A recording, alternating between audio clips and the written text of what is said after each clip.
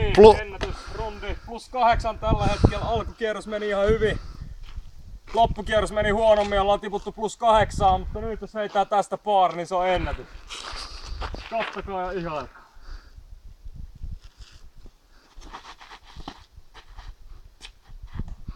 Vituiksi se meni. No, tästä lähdetään nyt rakentamaan viimeistä rundia. Par riittää.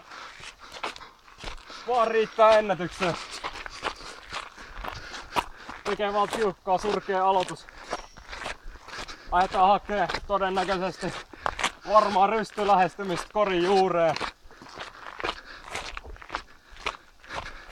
Katsotaan nyt ensin paikka, mistä lähdetään heittämään.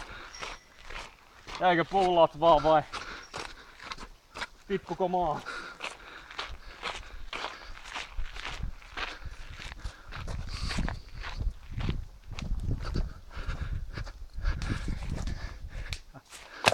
No, nyt on vähän oksainen reitti ennätykseen, mutta lähdetäänkin hakemaan forehand lähestymistä.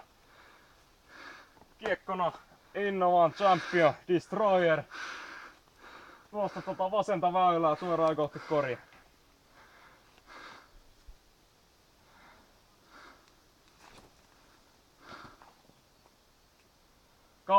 Kauas jäi huono epävakaa heitto. Mutta vielä on chanssi putata ennätys sisään.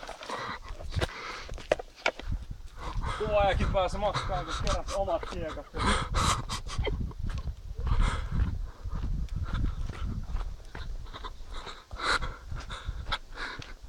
Viimeinen putti. Etäisyyttä koriin 5 metriä.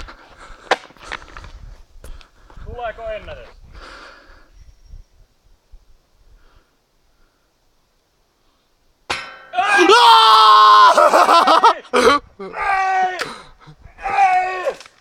Ei!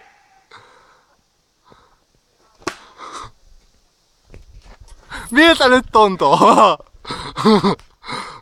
Tähän loppu frisbeegolfura aina. Mä oon nyt sun kokonaan, mä käyn enää ikinä täällä.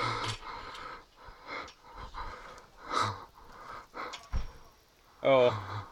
Terkkui. Kamera. Nyt.